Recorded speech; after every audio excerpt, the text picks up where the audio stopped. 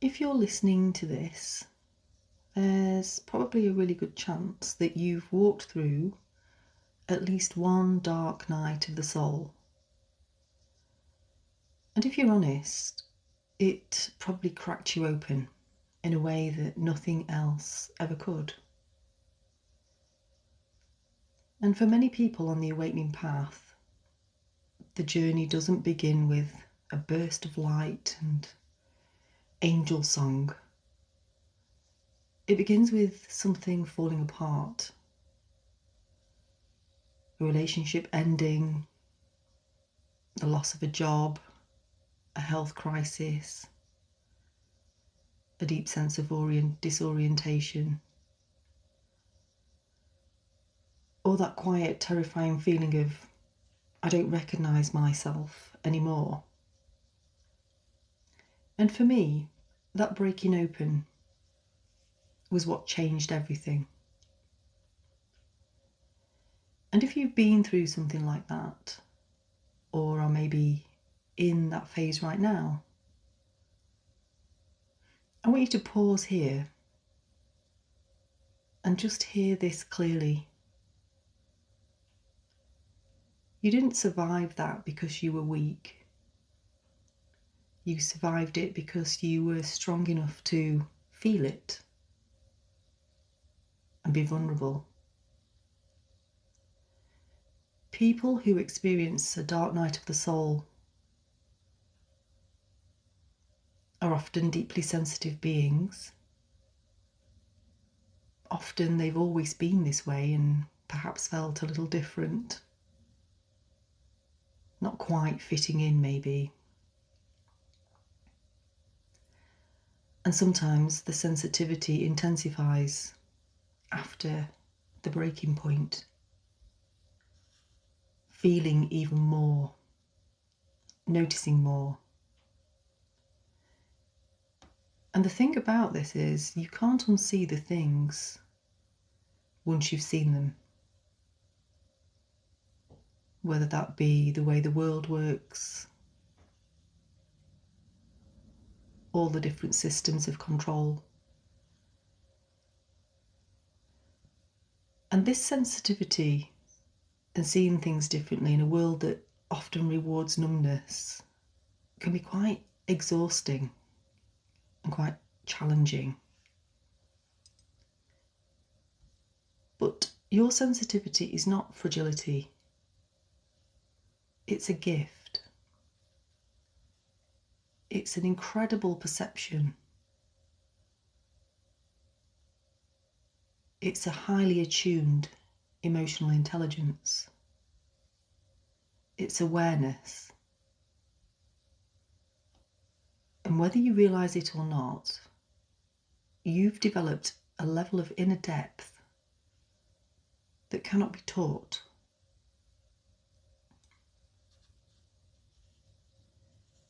And if you're able to, place a hand on your body, maybe your chest, maybe your belly, or maybe both. And just close the eyes. Just notice that you are here, breathing and listening to my voice. You being here tells that story of resilience. The dark night often arrives disguised as failure and breakdown. It can look like I lost everything. I thought I'd healed this. I don't know who I am anymore. Why is this happening to me? But with time, many people begin to see something else. What felt like a breaking point was actually a birthing process, a shedding of identities that were too small, a dismantling of structures that no longer matched your soul.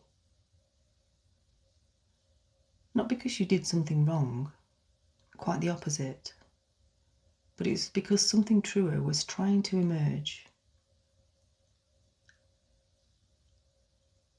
And if you're in that place right now, if something in your life is breaking apart, please hear this gently.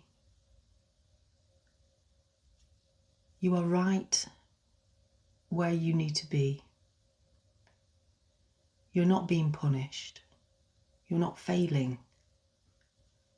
Your system is reorganising around truth. And yes, at first this can feel uncomfortable. And yes, it can feel quite frightening. And the mind will try to make sense of it using past experiences and fear. This doesn't mean that you are unsafe. In fact, you are completely held. It means that your old reference points are now dissolving.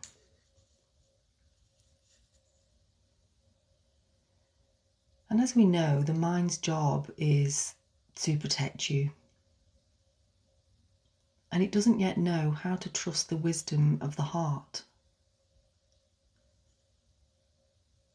But the heart has infinite more intelligence than the mind.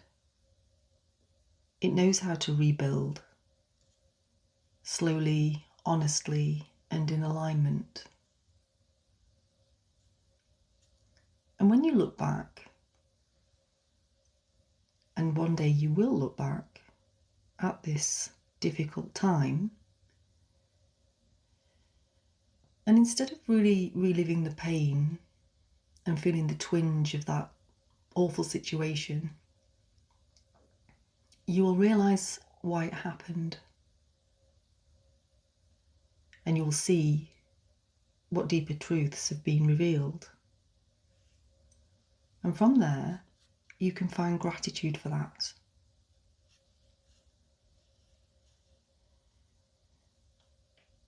You might notice from that event, you've been able to set boundaries where you might not have been able to do that before.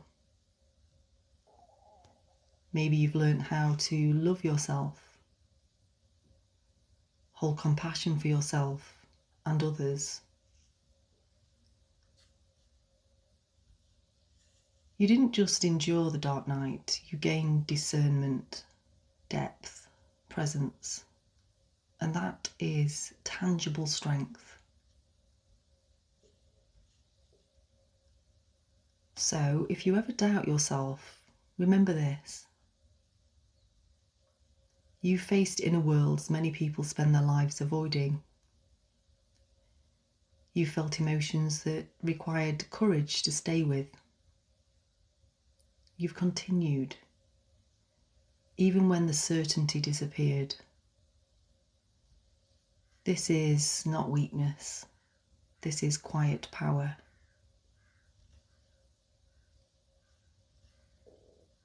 Awakening isn't about becoming someone else. It's about remembering who you were before you learned to leave yourself, to abandon yourself.